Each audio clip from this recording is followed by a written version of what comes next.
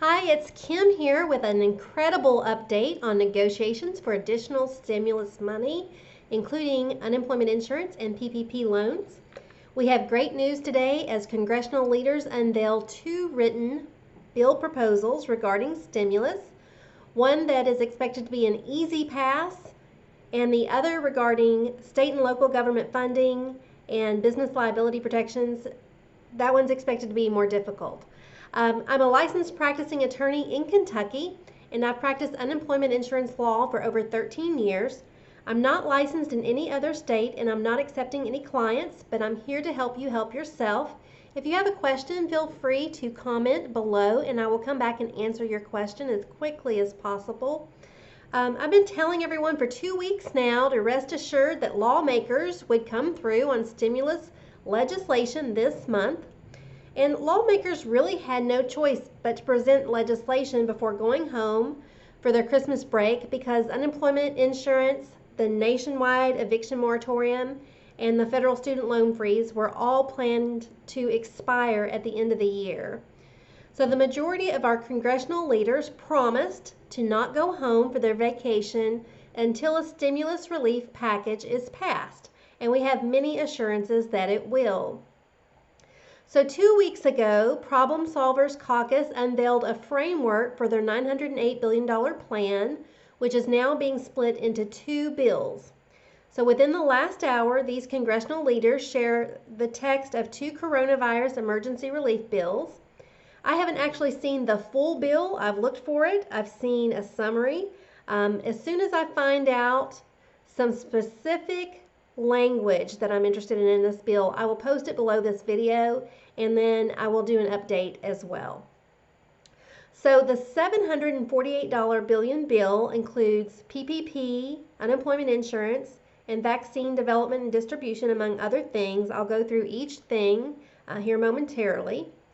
But my biggest question I still have, and something I want you to remember, is that there's a big difference between extending programs such as PUA, Pandemic Unemployment Assistance, and PEUC, Pandemic Emergency Unemployment Assistance, and extending the weeks of benefits for each particular claimant. So for instance, on PUA, a claimant can get up to 39 weeks of unemployment, but those weeks may expire prior to the program's scheduled end date, current scheduled end date of December 26, 2019. And in addition, if you've not exhausted those 39 weeks by the end date of the program, you will not be paid for any weeks after the program ends. So the same with PEUC. Each claimant gets 13 weeks, and those weeks may be exhausted prior to the end date of the program, or they may be forfeited after the end date of the program. So just be aware that when Congress extends the dates of the program, the legislation must include specific language stating that claimants are granted additional weeks of unemployment insurance for it to apply to most claimants. And I do believe that it will.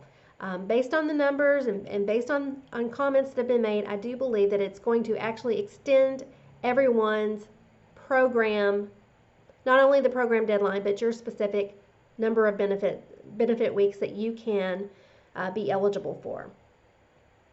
So the $748 billion version of the bill includes all the major priorities that both parties wanted to see in a relief package: enhanced unemployment benefits, an extension of the Small Business Paycheck Protection Program, PPP, more money for education, and increased funding for vaccine distribution and virus testing. So stimulus checks are not currently in this bill, but that is something that many lawmakers such as Bernie Sanders and Josh Hawley demand be included in a final package, and the White House has also stated that it supports direct stimulus payments. So these could potentially be added as the House and Senate debate these bills this week. So what is actually in the bill? So here are the numbers. For the $748 billion package, we have an extension of it says all unemployment assistance, so that makes it sound like they're not just doing PUA and PEUC, but maybe also regular state unemployment compensation, but I'm not certain of that. I won't know until I actually read the bill. But but they're also going to be providing a supplemental $300 per week bonus boost to your unemployment payment. There's $300 billion for the Small Business Administration to do a second round of PPP loans and some loan forgiveness for PPP loans. $13 billion for emergency food assistance, increased SNAP assistance and funding for food banks and food pantries. $13 billion to provide funding to farmers, ranchers, growers, and fisheries because of the impact of the virus. $25 billion for emergency rental assistance.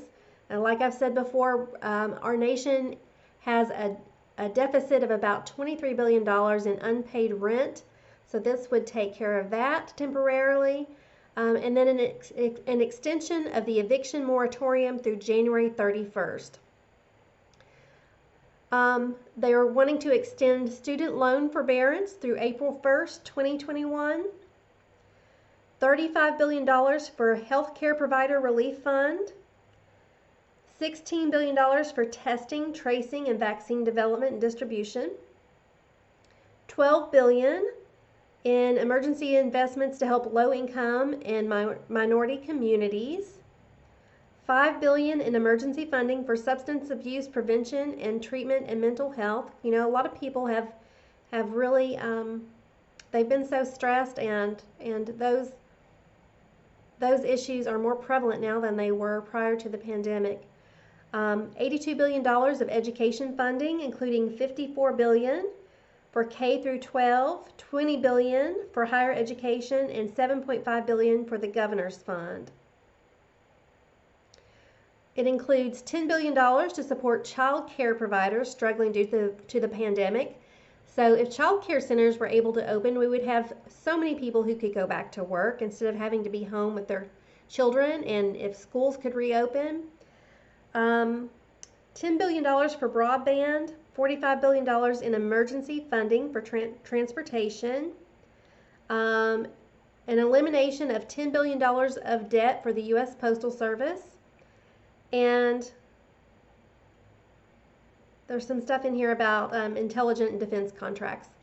But so that's the first bill that they've put together. They expect this to be an easy pass. So as you've seen, the bill with the unemployment insurance and the PPP and the student loan and the rental assistance, those are expected to pass with no issue.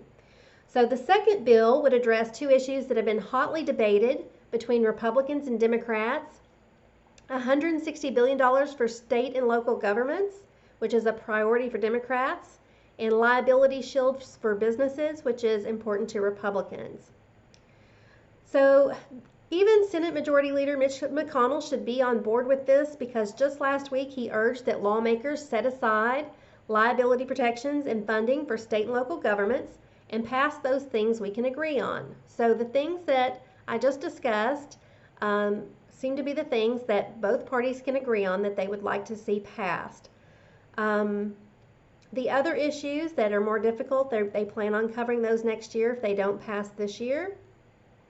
But just on Thursday, Mitch McConnell said he sees no path to an agreement on state and local funding and liability protections that would be acceptable to Republicans. So luckily we have the issues split between easy issues and difficult issues, and I think we're going to see some stimulus legislation passed, probably this week.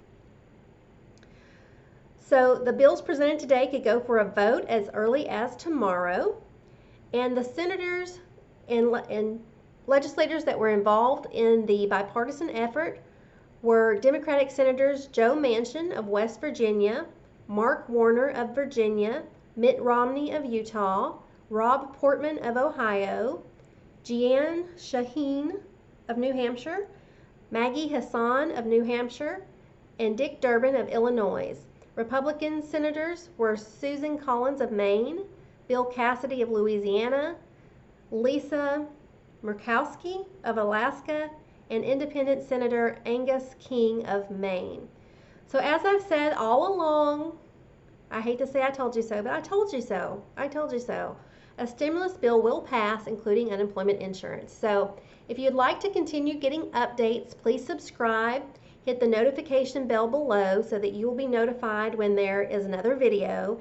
And again, check back on this video as soon as I'm able to read the language of the actual bill to determine whether or not the unemployment extension only applies to the program end date or if it also applies to each individual claimant. I will let you know that. That's really important information to have, and that's something that really no one else seems to be talking about.